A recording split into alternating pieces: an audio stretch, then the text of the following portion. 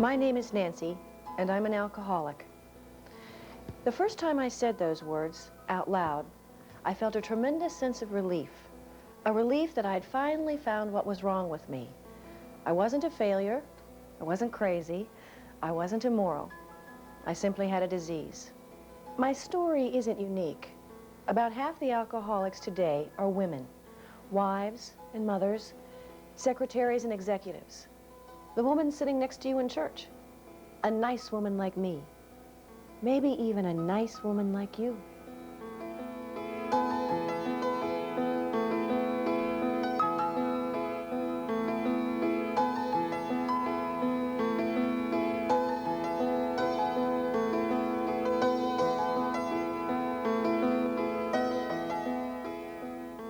I always kept up a good image. On the outside, everything looked great. But on the inside, I never felt good enough. I never felt that I fit in. May I have your order, please? I went 5 hamburgers, 5 orders of fries, and No matter how much fun we were having, no matter how much attention I got, no matter how much excitement there was, it was never enough. I was still lonely, even in a crowd. I still felt the fear in the pit of my stomach. In my room.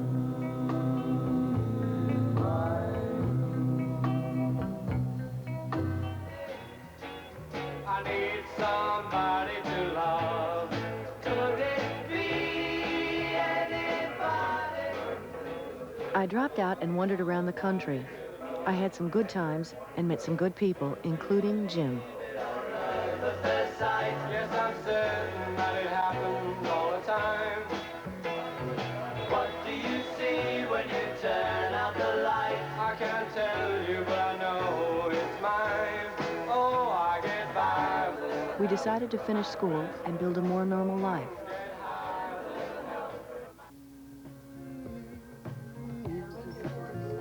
By then, I had discovered magic. I found that if I had a few drinks, I wasn't afraid anymore. I fit in. I could dance, I could tell jokes, and the fear was gone. Like any other progressive disease, there were some early warning signs, but I didn't recognize the symptoms. Why don't you let me go back to the party? I'll go back. I'll just take the car and you can stay here. Not again. I'll take the babysitter home too. Every time we go to a party, it's the same thing. You don't want to leave. We told the sitter we'd be home 2 hours ago. It's not like we go out all the time, you know. Or I should say I go out all the time. You have your fancy lunches and your client dinners, and Jim has to have a new suit because Jim has to look good. And what do I get? Well, what do I get? I get a vacuum cleaner so I can be Jim's maid. That's what Nancy gets. Nothing. I don't understand you, Nancy. You're the nicest woman in the world. Then you have a couple of drinks, and you change completely. You were trying to put the make on every guy there tonight, in front of everybody. Now you're trying to pick a fight with me. What's wrong with you? Is it something I've done? I knew it wasn't Jim's fault, but I blamed him for every little problem I thought I had. I honestly didn't know why I felt so angry and frustrated. I wasn't happy the way I thought other people were, so I blamed Jim. I didn't drink every day, and I didn't get drunk every time I drank. But I was a different person when I did drink. Our lives centered around the family in those early years. It was a happy time. I don't know when alcohol started becoming important to me. I can remember thinking there was something wrong with the way I drank, but everybody has a little too much once in a while, right? I always had an excuse. I was tired. I hadn't had time for lunch. Jim and I had a fight. At some point, drinking every weekend became the norm. Then, I started buying one bottle for the weekend and a second bottle just for me during the week. And I'd buy them at different stores so nobody would see how much I bought. I'd pretend I didn't know what I wanted, or I couldn't remember what my husband drank. We started seeing the first of many marriage counselors and talked about problems with the children and money. But we never talked about my drinking. I thought, if I could just be a good wife and mother, we wouldn't have these problems, I take care of and the I house, wouldn't and drink. he's gone all the time. You see, I never drank just to drink. I drank because of a problem or to celebrate. And if I couldn't find something to drink over, I'd organize something. But I wasn't even aware of what I was doing. Nancy, what's bothering you? You sounded desperate when you called. What's going on? Oh, there's nothing wrong, not really. I thought it would do us both good to get out, you know, have a little fun for a change. Here's your drinks, ma'am. Would you like to order dinner now? Oh, yes, I'm ready. Nancy, what are you having? I think I'm just gonna relax. Could you bring me another one of these? If she's driving, it's okay. I'm just gonna relax and leave the driving to Elaine. Oh, Nancy, I just hate to see you like this. I don't know what's bothering you, but drinking like this isn't going to make it any better. Are you and Jim having trouble again? I just wanted to have a little fun. You know, it wouldn't hurt you to loosen up and have a little fun, too. Look, if you don't want to stay around, then I'll catch a cab home.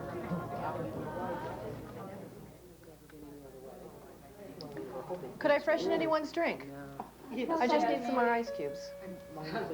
Thank you. We alcoholics are clever. We manipulate things so we can drink or get our way, and other people never realize what's happening.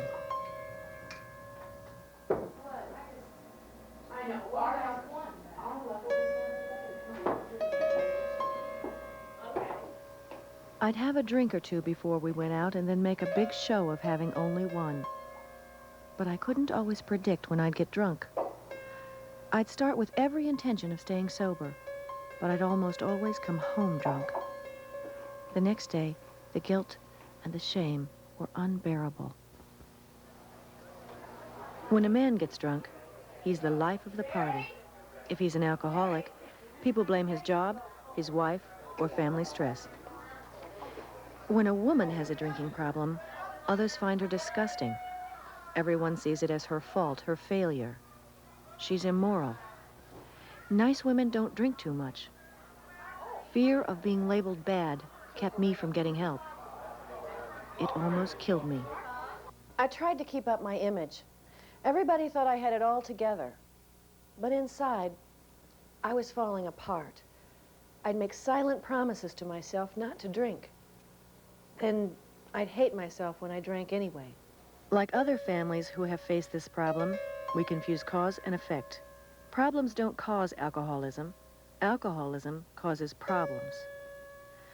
We met a couple who recognized our symptoms immediately and confronted us because they had been through the same agony. But neither Jim nor I could face the truth. Thank you. I can't believe you don't drink at all. Now, come on, Sam. You're too much of a gentleman to let a lady drink alone. Back off, Nancy. If they don't want wine, they don't want wine. It's okay, Jim. I used to worry about everybody having a full glass, too. You see, I'm a recovering alcoholic. I found out that I don't have to drink. I never knew that. Oh, Linda, I can't believe that. I mean, you don't look like an alcoholic.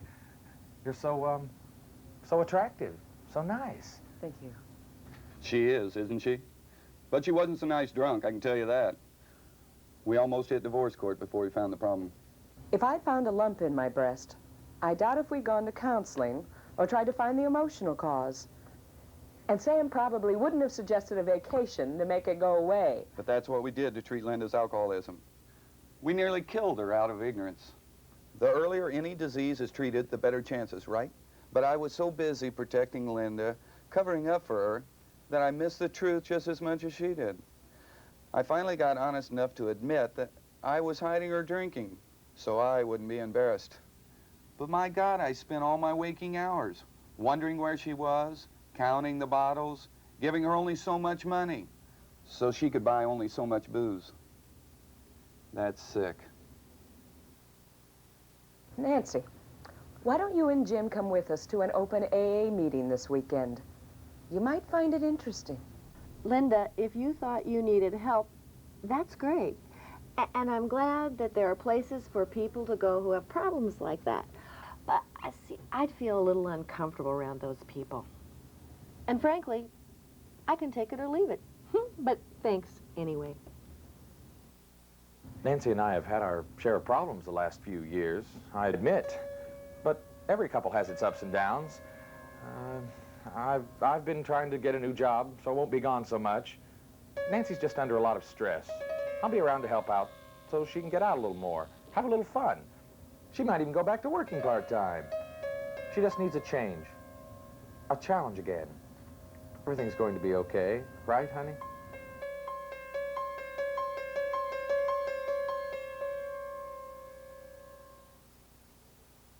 Jim was wrong. It didn't get better. Everything got worse, just as Linda had predicted. There were more and more days when I just couldn't hold it together. I overslept. Why didn't somebody wake me? You're going to be late for school. It's almost 9 o'clock. Hurry, I'll drive you.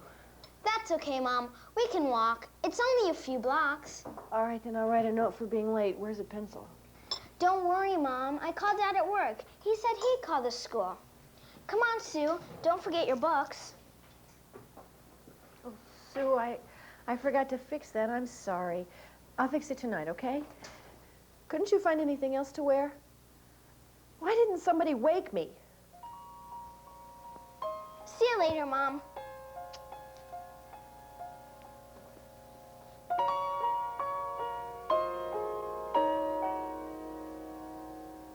Well, there must be something wrong. I mean, I can't sleep, and I have no energy. I'm a bundle of nerves, and I cry all the time. I can't go on like this. You say you and Jim have been to marriage counselors, but you're still having headaches, and you seem to be having stomach problems. Maybe you're just pushing too hard. I'm falling apart. I can't take this depression anymore. Here, try this mild tranquilizer for a while. Maybe you and your husband should get out more, you know, relax. I'm going to give you an antidepressant, too. Here, call me in a couple of weeks. Let me know if these help. I have been drinking a little more than I did before. Not that I drank a lot, it's just that, well, like at bridge last week, we decided to have wine, and I had 3 glasses. Do you drink in the mornings? You know, to get started. No, I wouldn't do that. I became addicted to prescription drugs quickly. I conned doctors into giving me medication, and I conned myself by saying my drinking really wasn't a problem because the doctors weren't concerned. Of course, I didn't tell them about the blackouts and about hiding bottles. No, Mom's not going to the game. She's been working hard. We'll let her stay home and sleep. We'll stop for hamburgers, all right? My drinking was a taboo subject, inside and outside the family. So we became more and more isolated. The children didn't dare bring friends home, and Jim made up excuses to avoid social events. He covered up for me by taking over all the responsibilities. Gee, Sally, it's not like Nancy to miss bridge without calling. She hasn't felt well. She's been so busy. I'll have her give you a call. He finally began confronting me and tried one thing after another to control it, and me. Nancy, I just don't understand why you can't have 1 or 2 drinks, like normal people. Do you realize you drove the kids home yesterday, drunk? My God, you could have had an accident. Somebody could have been hurt. Jim, that's ridiculous. I didn't even drive the carpool yesterday. Yes, you did, Mom. Didn't you remember? You bought us the pizza, and you told the waitress she should go on a diet.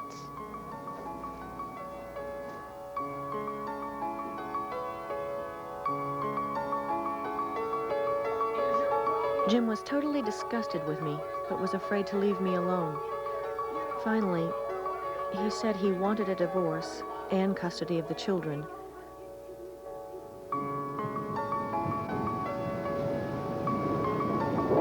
Leaving those children was the hardest thing I've ever had to do. I hated Jim for deserting me.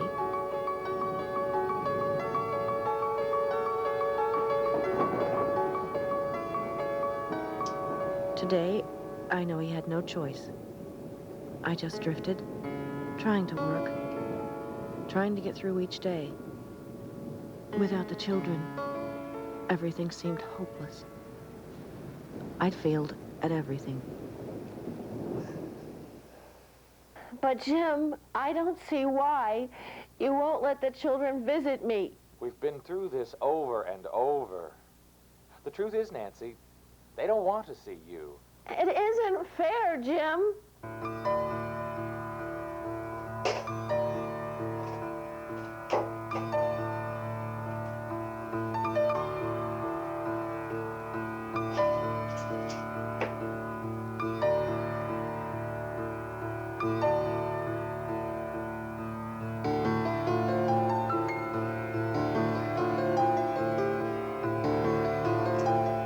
I knew I had nowhere else to turn. There was no hope.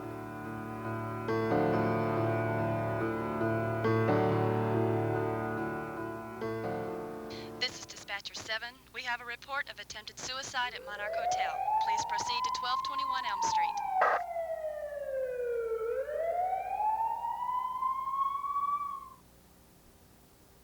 I was sent to an alcoholism treatment center and met people who felt exactly as I had. Women who were confused and frustrated when they promised their families they wouldn't drink and then found themselves drunk anyway. They were telling my story over and over. I met people who were laughing and happy and sober. Some of the women had different experiences than I had and different drinking patterns, but our feelings were the same. I was in sales. It was real easy to drink right through lunch and hit the bars. I made excuses for not going back to the office, and there was always somebody there to cover for me. I knew I wasn't doing my job. I'd forget to turn in reports, lie about sales calls. Nobody ever confronted me about my drinking or about my shoddy work. When I told my boss I was coming here, he was shocked. He said, "Why, I always thought a woman with a drinking problem was a real party girl." He never thought that I was that kind. We've all been afraid of being thought of as that kind, Connie. He'll get over it. My foreman said, get help or get another job. In a factory, they're afraid of an accident when you're stoned all the time. The big problem I had was who would take care of the kids while I came here. I was scared the courts would take them if everybody found out I was a druggie and a drunk. But the counselor found a place for them. And they even came up for the children's session. Nancy, here's the picture Sue drew today. What does it mean? She's drawn herself here, outside the house, and she's showing you inside on the couch, sick or asleep. But she doesn't have any arms, and there's lightning, like in a thunderstorm. She's very creative. That means she feels helpless. She can't make you well. She can't even help herself. The thunderstorm means she thinks terrible things are happening. But she's all alone out in the thunderstorm. She's drawn her father inside the house with you, but in another room. Look, he doesn't have any arms either. Oh, my God. That poor kid. She's been so lonely and frightened. What's going to happen to her? Are all the children like Sue? Some get angry and may grow up to have problems with drug or alcohol themselves. Some withdraw. Some try to get people to like them by being funny or cute. Others become super responsible, taking over the duties of the parent, but missing out on their own childhood.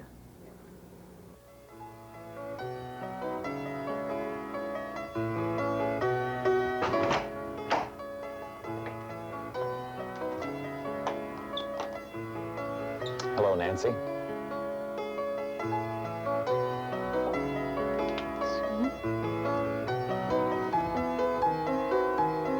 My family came this time, too. When I was here before, Bob wouldn't have anything to do with it. They'd really gained a lot of power when I was drinking. because they took on all the responsibilities and they didn't want to give it up. They really knew how to pull my guilt strings. None of us knew how the family had changed. I think they actually tried to sabotage my sobriety. The stress finally got to me and I drank. Wait a minute, you're going to have to explain that. Yeah, how could they want you to drink? I'm not saying they tried to get me drunk. It was the little things like I'd tell one of the kids they couldn't go somewhere or buy something, and Bob would follow right behind and tell them that they could. Even when he knew you'd said no?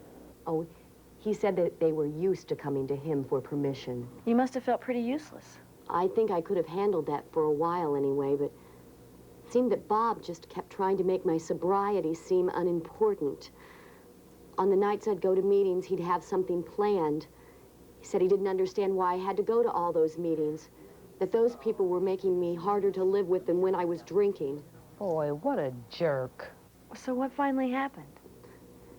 Well, Bob likes to party, go out a lot. He promised he'd go with me to a meeting to celebrate being sober a year. Then he wanted to go out.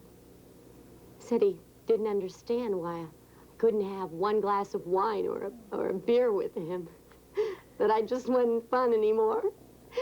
And that if I wouldn't go with him, he knew where there were plenty of women who would. So you went through 2 more years of hell. You know you never have to live that way again, Sybil. None of us ever have to live that way again. We just have to learn to handle stress in other ways. Everybody seems to have a different kind of stress. Mine's been leading a double life because I'm gay. I'm always afraid someone will find out and I'll lose my job. Then I have to deal with my family telling me all the time I should get married. I think I started drinking alcoholically when Charlie died.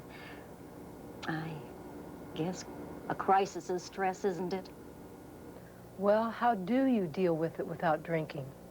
Well, I think part of it is learning to take it one day at a time. I mean, it doesn't happen overnight. It takes a while to change old ways of thinking and living. I think it's going to take time for all of us to heal. But I know today that nothing is more important than my sobriety. If I don't put that first, no matter what, I won't have anything. I think that staying close to women who are sober will help me. I never really had women friends, and you've all meant so much to me. You have such courage. And I can sure use that when I'm afraid. You have loved me and given me back my self-respect. Do you know, for the first time, I am beginning to know who I really am. You've shared so much with me. I am grateful. Grateful to be here. Grateful to be alive.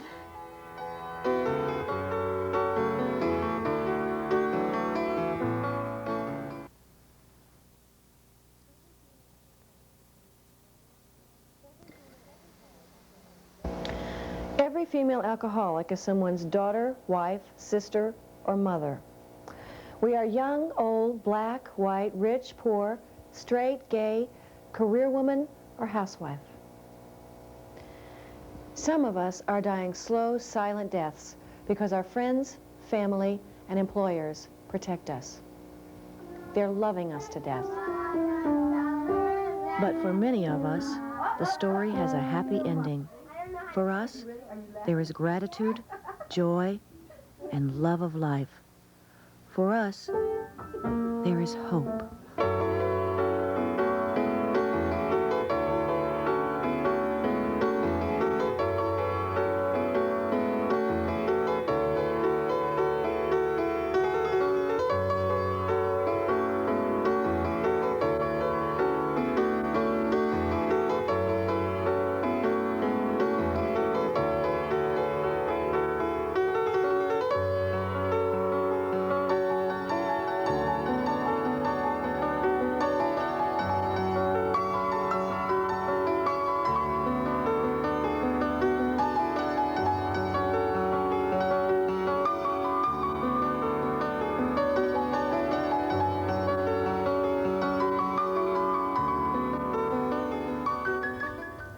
Hello, I'm Linda Lupier. If you or someone you love has a problem with alcohol, please look in the yellow pages of your phone book under alcoholism to get the help you need.